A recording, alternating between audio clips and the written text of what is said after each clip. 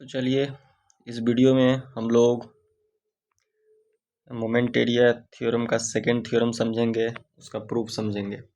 देखिए first theorem में हम लोगों ने देख ही लिया था कि कैसे ये सी डी पोर्शन का एनालिसिस हम लोग कर रहे थे, जो कि बीच में स्ट्रेट है ना। सी से लेकर डी तक जो ब्लैक लाइन वाला बनाया है हम लोग, वो आप देख लीजिए कि क्या है, स्ट्रेट है। और पिंक कलर से ये हम लोग इलास्टिक कर्व बना लिए हैं। देखिए सी से डी के तरफ एक मतलब सी से एक टेंजेंट गया है ना, और डी पॉइंट से वर्टिकल लाइन हम ड्रॉप कराए हैं ना डी, क्योंकि ये स्ट्रेट पोर्शन है, ये स्ट्रेट पोर्शन से हम वर्टिकल लाइन लिए हैं, उसको डेल्टा फाइनल या डेल्टा सी डी कहे हैं, vertical deflection from straight portion. D straight portion से लिए हैं और सी इलास्टिक कर्व का टेंजेंट लिए हैं, है ना। आप उल्टा भी कर सकते थे, सी से आप स्ट्रेट पोर्शन वर्टिकल गिरा सकते थे, ठीक है। तो यहाँ पे आपको दिख रहा होगा कि इस तरह से डिफ्लेक्शन हो गया। तो अब हम लोग क्या करते हैं, हम लोग डी से एक्स पर जाके स्मॉल, एक very small D x width का एक एलिमेंट माना है ना, इसे दिखा दिए डी पॉइंट से, ये स्ट्रेट पोर्शन यही था, यहाँ से एक्स पे गए और डी एक्स एलिमेंट इतना छोटा है कि आप 1 और 0.2 जो है ये और ये पॉइंट, आप उसको एक जगह ही मान सकते हैं, एक जगह मान सकते हैं। तो इस तरह का ये 0.1 भी हो गया, 2 भी हो गया, है ना, एज्यूम कर लिए डी एक्स बहुत कम। तो इसके बीच में ये जो डिफ्लेक्शन बना है इसको स्मॉल डी डेल्टा कर दिए, और यहाँ पे जो एंगल बन रहा है इसको डी थीटा कर दिए। यहाँ से angle is equal to arc by radius simple लगा दिए, तो d theta equal to d delta by x हो गया। यहाँ से डी डेल्टा का वैल्यू आ गया x d theta. D theta हम लोग फर्स्ट थ्योरम में ही देख लिए थे, M by E I into d x था। तो बस अब इस बार इंटीग्रेट कर देंगे तो ये फाइनल वाला डेल्टा मिल गया हमको सी डी के बीच का, और ये इंटीग्रेशन हो गया एम बाई ई आई। अब देखो एम बाई ई आई तो एरिया था ही था हमारा, उस एरिया के साथ एक्स का मोमेंट हो गया है कि नहीं। अच्छा, ये एक्स कहाँ से लिए हुए हैं, देखो एक्स कहाँ से लिए हुए हैं, डी पॉइंट से लिए हुए हैं ना, डेरिवेशन में ही समझ लो कि ये जो डिस्टेंस है, ये जो एम बाई ई आई तो एरिया है, और एरिया का मोमेंट लिए हैं, इसीलिए इसका नाम थ्योरम का एरिया मोमेंट थ्योरम। एक्चुअल में ये सेकेंड थ्योरम में इसका नाम छुपा हुआ है। ये एम बाई ये यहाँ के क्या है, एरिया है, और इस एरिया का मल्टीप्लाई हो रहा है परपेंडिकुलर डिस्टेंस से, है ना। तो ये कोई भी चीज़ का मल्टीप्लाई जब डिस्टेंस से होता है तो उसी को तो मोमेंट कहते हैं ना, उसी को क्या कहते हैं, मोमेंट। क्योंकि यहाँ एरिया का मल्टीप्लाई कर रहे हैं इसलिए इसको मोमेंट एरिया या एरिया मोमेंट जो भी कहना है कह सकते हैं। यह बात समझ में मस्त है एकदम, ठीक है। तो डेल्टा जो निकला ये कहाँ से निकला है, डी से निकला है। क्यों, क्योंकि ये एक्स भी कहाँ से लिए हैं, डी से लिए हैं। तो एक बात ध्यान रखना है, डेल्टा यानी कि जहाँ से स्ट्रेट पोर्शन से डिफ्लेक्शन हम लोग को शो करना है वहीं से डिस्टेंस भी लेना है, ठीक है। अब एक काम करते हैं, हम सिंपली सपोर्टेड बीम का एक छोटा सा एग्जांपल लेके हम लोग समझने का कोशिश करते हैं, ठीक है। जैसे देखो यहाँ पे देखो, मान लो एक सिंपली सपोर्टेड बीम है ए बी, ठीक है। ए बी एक सिंपली सपोर्टेड बीम है। तो सिंपली सपोर्टेड बीम और सिमेट्री के बीच में पॉइंट लोड लगा हुआ है, तो ये सबको रटा हुआ रहता है, इसका सब चीज़, क्या रिएक्शन है, क्या एस एफ डी है, क्या बी एम डी है, सबको रटा हुआ रहता है। तो इसका बेंडिंग मोमेंट हमको नहीं लगता है किसी को नहीं पता होगा, है ना, सबको पता होगा, पी एल बाई 4 इसका बेंडिंग मोमेंट होता है ना। अगर नहीं पता है तो टेंशन काहे लेते हो भाई, हम है ना। देखो पी वर्टिकल लोडिंग नीचे लग रहा है, सिमेट्रिक है क्योंकि एल बाई टू यहाँ भी, एल बाई टू यहाँ भी, तो पी बाई टू का रिएक्शन यहाँ ऊपर चला जाएगा और पी बाई टू का रिएक्शन यहाँ ऊपर चला जाएगा। अब तुम देखते खाली चलो हमको कि हम कैसे करते हैं। हम ना देखो, हम एस एफ डी कैसे बनाते हैं, एक लाइन खींच दिए और ये रिएक्शन हमको पी बाई टू ऊपर जाता हुआ दिख रहा है ना, तो हम यहाँ एक लाइन बना दिए ऐसे ऊपर जाता हुआ, जिसका कि वैल्यू कितना होगा, पी बाई टू। अब देखो मान लो ये पॉइंट सी, ए से लेके सी तक कोई लोडिंग है नहीं, तो जब कोई लोडिंग नहीं है तो यहाँ पे डायग्राम ऐसे सी तक सीधा चल जाएगा। अब देखो सी पे तुमको पी अमाउंट का लोड नीचे जाता हुआ दिख रहा है ना, देखो ये तो पी बाई टू था, यानी कि पी से नीचे अगर जाएंगे तो इतना नीचे आ गए, इतना नीचे आए तो कितना नीचे आ गए, पी बाई टू आ गए। लेकिन अब फिर पी बाई टू और नीचे चले जाओ, क्योंकि ओवरऑल तो कितना जाना है नीचे, पी जाना है ना यहाँ से। अब फिर देखो सी से लेके बी तक कोई लोडिंग नहीं है, तो फिर देखो ये ऐसे इस तरह से चला गया। फिर देखो पी बाई टू ऊपर जा रहा है ना, तो पी बाई टू ऐसे ऊपर चलेगा। मतलब सबसे सिंपल तरीका है एस एफ डी के बारे में सोचने का। शियर फोर्स डायग्राम के बारे में सोचने का सबसे तरीका है। ये ऊपर ये 0 0 वाला लाइन था रेफरेंस लाइन, इसके ऊपर है तो पॉजिटिव और नीचे है तो नेगेटिव। ठीक है, आ गया होगा समझ में एसएफडी कैसे बन गया। अब इसी तरह से अगर बीएमडी बनाना होता है तो कोई मोमेंट वोमेंट तो है नहीं, सिंपली सपोर्टेड वाला केस है तो एंड्स पे तो कोई मोमेंट है नहीं, तो एक 0 0 वाला लाइन इसमें भी बना लेते हैं पहले, एक 0 0 वाला लाइन बना लेते हैं पहले। ठीक है, अब देखो सी पॉइंट पे शियर फोर्स अपना साइन चेंज कर रहा है, सी पॉइंट पे शियर फोर्स अपना साइन चेंज कर रहा है। तो एक रिलेशन अपना लोग जानते हैं कि dm/dx जो होता है ये होता है हमारे शियर फोर्स के बराबर, यानी कि बेंडिंग मोमेंट का जो स्लोप होता है वो शियर फोर्स के बराबर होता है। तो अगर इस इक्वेशन को ऐसे लिख लेते हैं dm बराबर v/dx हो जाएगा। अगर इस इक्वेशन को इंटीग्रेट कर दे तो मोमेंट आ जाएगा यहाँ, और dm का इंटीग्रेशन करेंगे किसी पॉइंट 1 से किसी पॉइंट 2 से तो ये भी हो जाएगा m2 - m1 इज v/dx। क्या है भाई, इंटीग्रेशन से क्या मिलता है, एरिया मिलता है, तो ये मिल जाएगा हमको area under SFD, area under shear force diagram मिल जाएगा। तो देखो ये था एसएफडी बना हुआ, तो इसका ये जो एरिया निकालोगे तो इस अच्छा साइन के साथ है ना, विथ साइन यूज करना है। तो देखो इसका जब एरिया निकालोगे तो रेक्टेंगल ही तो है, तो l/2 इधर हो गया और p/2 इधर, तो इसका एरिया देखो क्या आएगा, पॉजिटिव एरिया क्या आएगा p/2 इंटू l/2 कितना आ गया pl/4 आ गया कि नहीं। तो एरिया अंडर एसएफडी तो होता है चेंज किसका, बेंडिंग मोमेंट का। तो भाई अगर ये सिंपली सपोर्टेड है तो इस इंट पे तो मोमेंट 0 ही तो है ना, तो इस बात का मतलब है कि सी पॉइंट पे ए और भाई अभी हम किसका एरिया निकाले हैं, ए और सी के बीच का एरिया निकाले हैं, तो ए वाला पॉइंट पे तो बेंडिंग मोमेंट 0 है, तो इसका जब डिफरेंस निकालेंगे तो फाइनल माइनस इनिशियल, तो यहाँ एक्चुअल में क्या है MC - MA is equals to area कितना निकल के आ गया PL/4। हम इधर से भी सोच सकते थे, अब इधर से सोच लिया। अब देखो इधर जो ये देखो ये है शियर फोर्स और ये है बेंडिंग मोमेंट का स्लोप, dm/dx क्या है बोलो, स्लोप ऑफ बेंडिंग मोमेंट। ये है क्या, शियर फोर्स का वैल्यू, भी है शियर, यानी शियर फोर्स का वैल्यू जो होता है वो स्लोप होता है बेंडिंग मोमेंट डायग्राम का। तो शियर फोर्स का वैल्यू, ये वैल्यू कैसा है, पॉजिटिव है और कांस्टेंट है भाई, कांस्टेंट है ना, ये लाइन ऐसे पैरेलल है, इसका मतलब हर जगह p/2 p/2 p/2 है। तो पॉजिटिव कांस्टेंट स्लोप कैसा बनता है, ऐसे बनता है ना, पॉजिटिव कांस्टेंट स्लोप कैसे बनता है, ऐसे बनता है, निगेटिव कांस्टेंट स्लोप कैसे बनता है, ऐसे बनता है। पॉजिटिव इंक्रीजिंग बनाना है तो ऐसे बना दो, इंक्रीजिंग, समझ में आ रहा है। ये सब चीज़ बेसिक, अगर आपको स्लोप सीखना हो खटाखट तो ये भी बता सकते हो, 9th-10th का चीज़ है ये सब, 11th-12th का खासकर। तो यहाँ का वैल्यू हमको पता चल गया कि नहीं, यहाँ का वैल्यू क्या पता चल गया, यहाँ का वैल्यू अपने लोग को पता चल गया PL/4।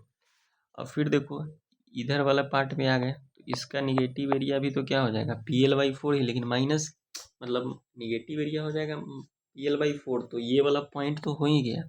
अब फिर तो बी पॉइंट पे फिर तो मोमेंट यहाँ 0 ही है, सिंपली सपोर्टेड है तो फिर वही बात है, लेकिन निगेटिव कांस्टेंट है, तो देखो अभी अभी जस्ट बताया था ना कि निगेटिव कांस्टेंट का स्लोप इस तरह से होता है, तो यहाँ से देखो निगेटिव कांस्टेंट वाला स्लोप ऐसे जोड़ दिए अपना लोग। लेकिन थ्रू आउट क्योंकि ये 0 0 वाला लाइन था तो थ्रू आउट जो है वो बेंडिंग मोमेंट का साइन कैसा आ गया, पॉजिटिव। थ्रू आउट पॉजिटिव आने का क्या मतलब है, थ्रू आउट पॉजिटिव आने का मतलब है कि इसका जो डिफ्लेक्टेड शेप बनेगा है ना, बीम का जो डिफ्लेक्टेड शेप बनेगा वो पूरा सीधा यू बनेगा, है ना। बीम का ये जो देखो ये हम स्ट्रेट पोर्शन बना लिए ए और बी का, और इसका डिफ्लेक्टेड शेप कैसा बनेगा, इसका डिफ्लेक्टेड शेप बनेगा पूरा थ्रू आउट द बीम जो है वो इस तरह से सैगिंग बनेगा। इसको पॉजिटिव बेंडिंग मोमेंट हम लोग बोलेंगे सैगिंग को, है ना, सीधा यू। तो ये डिफ्लेक्टेड से पूरा में बन गया पॉजिटिव, पूरा में डिफ्लेक्टेड से कैसा बन गया, ये पॉजिटिव बना। पूरा में डिफ्लेक्टेड से पॉजिटिव काहे बना है, क्योंकि उसका कारण है कि पूरा में बेंडिंग मोमेंट डायग्राम का जो एरिया है, मतलब सॉरी बेंडिंग मोमेंट डायग्राम जो है पूरा में पॉजिटिव है। ये अभी BMD डायग्राम है, अभी हम M/EI डायग्राम नहीं बनाए। लेकिन अब EI तो एक कांस्टेंट वैल्यू ही है ना, EI क्या है, एक कांस्टेंट वैल्यू है, E modulus of elasticity, I moment of inertia. तो अगर इस एरिया को PL/4 तो ये वैल्यू है, इसको कांस्टेंट से डिवाइड करेंगे तो वैल्यू घट जाएगा, लेकिन नेचर तो वैसा ही रहेगा। तो अब देखो, अगर इसके रिफ्लेक्टेड से बना ही लिए और M/EI डायग्राम तुम जैसा BMD देख लिए हो ना, अब ये IS केस का तो BMD सबको याद रहना चाहिए, लेकिन फिर भी हम समझा दिए हैं शॉर्ट में, और सबसे अच्छा अप्रोच यही है BMD बनाने का। तो ये आपको मान के चलिए कि M/EI डायग्राम हो गया। क्या हो गया ये? M/EI diagram. और M/EI डायग्राम का वैल्यू तब यहाँ PL/4 ना होके क्या हो जाएगा, PL/4 और EI से डिवाइड हो जाएगा। कोई दिक्कत इसमें? कोई दिक्कत नहीं। अब देखो, अगर अपने लोग को, अच्छा इस थ्योरम में अब अपना लोग एक ध्यान में, अगर 2 पॉइंट हम लोग लेते हैं कोई भी, थीटा ए और थीटा बी, और दोनों थीटा अननोन ही है, जैसे ये थीटा भी अपना लोग को नहीं पता है थीटा ए, और ये थीटा भी नहीं पता है थीटा बी अभी के लिए। तो जब दोनों अननोन है तो दोनों लेने से कोई फायदा है नहीं कि ए से टेंजेंट ले लेते हैं और एक ए से ले लेते हैं, एक बी से ले लेते हैं, कोई फायदा नहीं। लेकिन एक बात सबको पता है कि ये जो सी वाला पॉइंट है, मिड पॉइंट, यहाँ पर मैक्सिमम डिफ्लेक्शन है ना, जहाँ पर लोड लगता है वहाँ डिफ्लेक्शन मैक्सिमम आता है। तो इस जगह पर जब सी पॉइंट पे कोई टेंजेंट बनाएंगे अपना लोग, तो इस पॉइंट पे जब टेंजेंट बनेगा तो ये टेंजेंट कैसे बनेगा, सोचो। ये टेंजेंट ऐसे सीधा बन गया। अब टेंजेंट अगर सीधा बन गया, इस बात का मतलब है कि यहाँ का जो थीटा सी है अपना, वो क्या है, 0। अपना थीटा सी क्या है, 0 है। लेकिन मोमेंट एरिया थ्योरम में जो हम थीटा लेते हैं 2 पॉइंट का, वो कैसे लेते हैं? वो लेते हैं हम लोग, मान लो जैसे हमारा फोकस है अभी कि थीटा ए हमारा निकालना फोकस है, थीटा ए पे हम फोकस कर दिए, तो जो थीटा निकालना है वहाँ से एक टेंजेंट बना देते हैं अपना लोग। वहाँ से क्या करते हैं, जो थीटा निकालना है वहाँ से एक टेंजेंट बना देते हैं। ये देखो टेंजेंट बना दिए, जैसे जहाँ तक जाना जाएगा, कोई दिक्कत नहीं। और जो पॉइंट है ये देखो सी, डिफ्लेक्टेड शेप का है, थीटा लेने के लिए दोनों पॉइंट डिफ्लेक्टेड शेप से ही लेते हैं। तो ये सी पॉइंट पे क्योंकि थीटा नोन है अपना लोग को, ये नोन है पहले से, ये नोन है 0, इस वजह से यहीं से एक टेंजेंट ऐसा ड्रॉ करेंगे जो बेसिकली ये टेंजेंट ही बना हुआ है, तो इसी टेंजेंट को ऐसे आगे एक्सटेंड कर दो, बात खत्म। तो इस दोनों टेंजेंट के बीच का जो ये एंगल हो गया, ये एंगल, यही हमारा क्या होता है, बोलो? यही एंगल हमारा होता है थीटा। क्या भाई, ये हॉरिजेंटल ही है इसके पैरेलल, ये दोनों लाइन पैरेलल है, और ये ट्रांसवर्सल जैसा है। तो अगर ये थीटा है, ठीक है, इसका मतलब ये भी थीटा ए है, और ये थीटा ए है तो ये भी थीटा ए है। सिंपल सा बात है, वर्टिकली अपोजिट एंगल्स, पूरा फील के साथ आ रहा हो। अब देखो, इनिशियल लाइन, टारगेट वाला पॉइंट हमारा क्या था, टारगेट वाला पॉइंट हमारा ए था। तो ए से लेके और स्ट्रेट पोर्शन के तरफ, यानी कि हम कह सकते हैं कि सी से जो टेंजेंट गया हुआ है वहाँ के तरफ, जो हमारा एंटी क्लॉकवाइज एंगल है, एंटी क्लॉकवाइज ये जो एंगल है, ये हम लोग पॉजिटिव मान लेंगे। ये हम लोग क्या मान लेंगे, पॉजिटिव मान लेंगे। टारगेट पॉइंट से नेक्स्ट पॉइंट तक, जहाँ का थीटा हमको पता है ऑलरेडी, ठीक है। दोनों टेंजेंट हो गया यहाँ। तो फर्स्ट लॉ में क्या कह रहा था कि थीटा का डिफरेंस, तो अगर हमारा थीटा ए से और सी, ये टेंजेंट सी से आया है, ये टेंजेंट ए से आया है, तो ये जो थीटा है वो थीटा ए सी इसको बोल सकते हैं अपना लोग। तो ये जो थीटा ए सी है इसको हम लोग बोल सकते हैं थीटा ए माइनस थीटा सी। क्लियर है बात? अब क्योंकि ये थीटा सी तो नोन पॉइंट है कि 0 है, और थीटा ए पॉजिटिव मानवे किए हैं एंटी क्लॉकवाइज को, तो theta A is equals to क्या लिख देंगे, एरिया, है ना, area under M/EI diagram between those 2 point, मतलब ए और सी के बीच में निकाले हैं, तो between A and C, simple. तो ए पॉइंट हमारा ये था और सी पॉइंट हमारा ये था, तो इसके बीच का जो ये एरिया निकालेंगे, तो ये एरिया ऑफ M/EI डायग्राम कितना हो जाएगा, ये L/2 है बेस, तो इसका एरिया निकाल, सबसे आसान है ये भाई। तो इसका एरिया क्या हो जाएगा, half into base into height PL/4EI। तो कितना आ गया निकल के, ये आ गया तुम्हारा PL² 4×2=16 PL²/16EI। तुमको ये फील नहीं होने देंगे कि तुम सोम पढ़ रहे हो कि स्ट्रक्चर पढ़ रहे हो, तुम कॉन्सेप्ट पे फोकस करो। और तुमको अगर मेरा वीडियो अच्छा लग रहा है तो तुम मेरे वीडियो का नाम स्ट्रक्चर एनालिसिस या सोम मत दो, तुम इसको एक कंप्लीट एक कॉन्सेप्चुअल सीरीज की तरह समझो, है ना। इसमें सोम स्ट्रक्चर ये सबको अलग अलग देखने का कोशिश मत करो, है ना। एक साथ समझो, एग्जाम में सब एक साथ आने वाला है, ठीक है। तो हम ऐसा कर रहे हैं कि भाई आपको फील ना हो कि हम सोम नहीं पढ़े हैं तो हमें स्ट्रक्चर समझेंगे, हमें स्ट्रक्चर नहीं पढ़े तो सोम समझेंगे, इस तरह से हम समझाने का कोशिश कर रहे हैं। तो ये theta area under M/A diagram between A and C आ जाएगा। तो थीटा ये कितना आ गया निकल के अपना लोग के पास, PL² 16EI। अब बाई सिमेट्री ये बात पता है कि भाई बी पे भी यही थीटा है, बाई सिमेट्री थीटा A बराबर थीटा B है, सिमेट्री थीटा A बराबर थीटा B है, सिंपल सी बात है। थीटा B के जगह पर भी कितना आ गया, PL² 16EI। समझ गए, है समझ में। अब देखो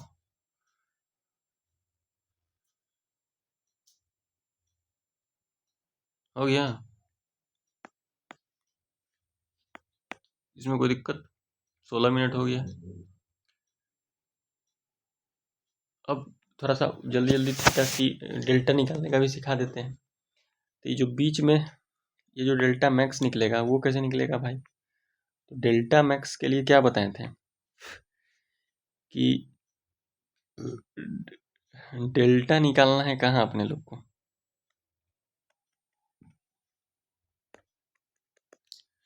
डेल्टा निकालना है बीच वाला पॉइंट में, है कि नहीं। तो जिस पॉइंट पे डेल्टा निकालना है वहाँ पर स्ट्रेट पोर्शन से लेके और कहाँ तक लाइन जाना चाहिए, स्ट्रेट पोर्शन से लेके कहाँ तक लाइन जाना चाहिए, टेंजेंट वाले पॉइंट तक, याद आया।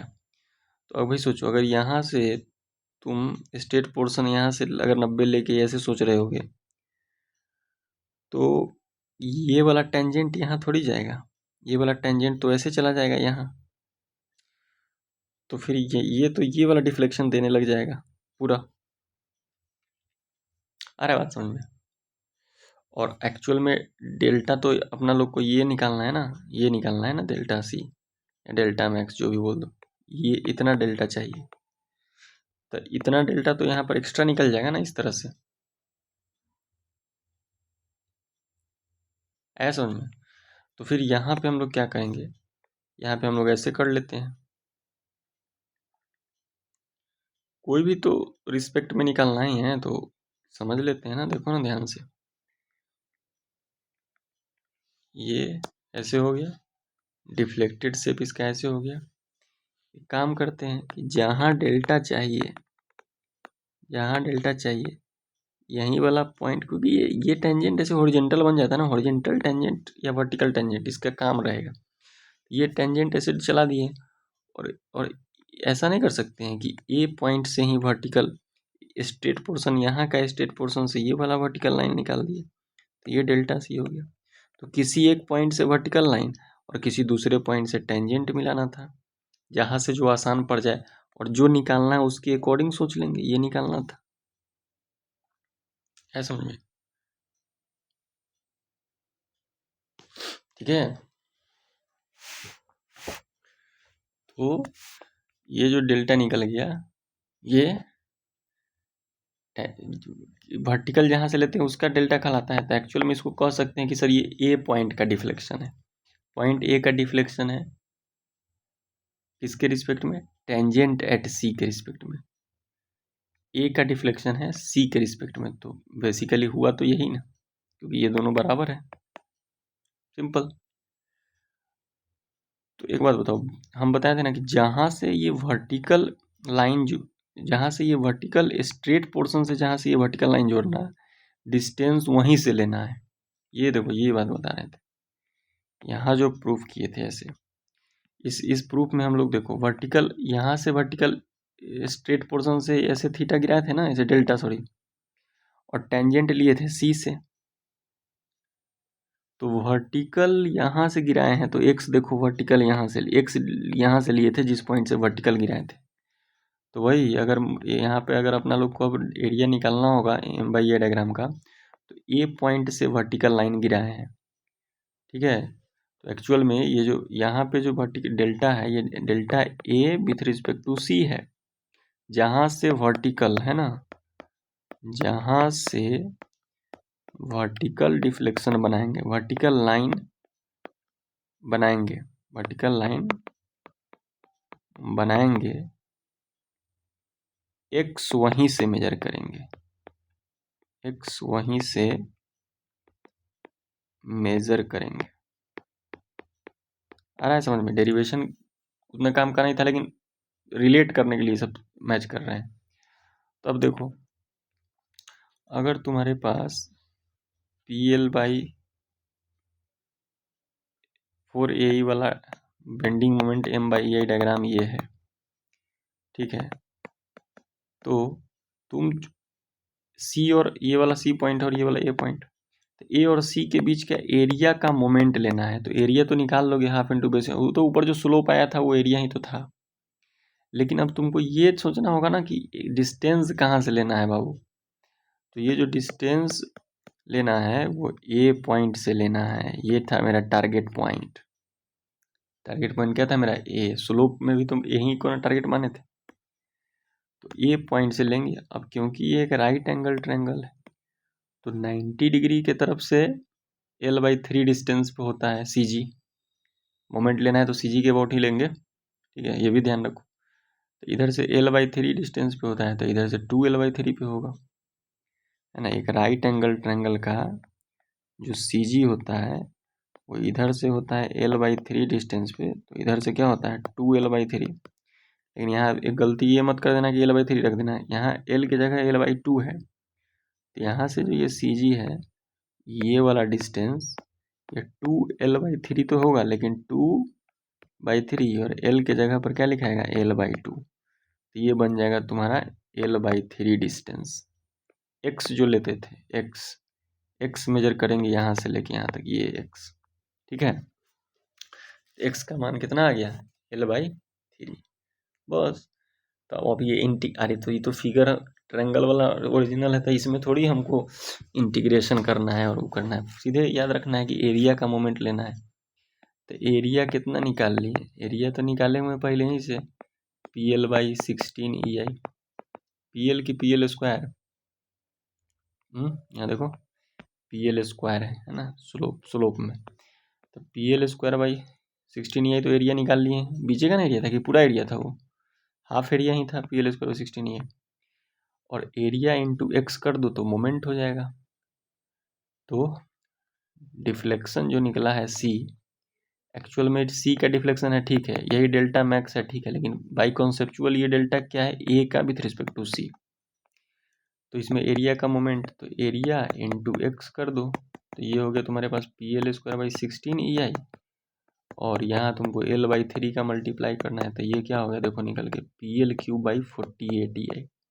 अब ये सब चीज़ दिमाग में रहेगा तभी ना ये वैल्यू भूलोगे नहीं, रटता है लोग, बार बार भूल जाता है। लेकिन इस तरह से अगर खुद से एक बार किया हुआ रहेगा कि कैसे एरिया इतना आया था और एरिया ही स्लोप हुआ, एरिया ही स्लोप हो जाया करता था, फिर इस एरिया को टारगेट पॉइंट से एक्स लेते थे, है ना, टारगेट पॉइंट से एक्स डिस्टेंस लेना था, तो वो टारगेट पॉइंट से एक्स लेते थे और उसका मल्टीप्लाई करते थे, तो ये मोमेंट ऑफ एरिया कहलाता था। ये क्या कहलाता था?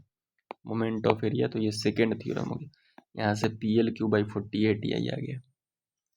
देखो, तो इस एग्जाम्पल में हम तुमको क्या समझा दिए? हम तुमको how to apply area moment theorem, theorem number 1, theorem number 2, बड़ा सिंपल है, सिंपली सपोर्टेड में भी में बहुत आसान रहता है समझना सब चीज़। इसी के बीच में तुमको हम शियर फोर्स डायग्राम बनाना भी सिखाए हैं, इसी के बीच में तुमको हम बेंडिंग मोमेंट डायग्राम बनाना भी सीखे, जैसे हम सब सिखाए हैं। वीडियो को 2 बार 3 बार 4 बार देखो, बार बार ऑब्जर्व करने का सोचो कि क्या हो रहा है सो, ठीक है। और इस तरह से उसके बाद तुमको हम थीटा और डेल्टा भी निकालना सिखा दिए, ठीक है। क्लियर है बात? तो सिंपली सपोर्टेड के लिए ये सब इतना रट के रखना है अपने आप को। ठीक है, तो चलो इस वीडियो में इतना ही। फिर नेक्स्ट वीडियो में हम लोग मोमेंट एरिया थ्योरम पे ही और एग्जाम्पल देखेंगे। ठीक है, तो ये आज के लिए इतना ही। Thank you.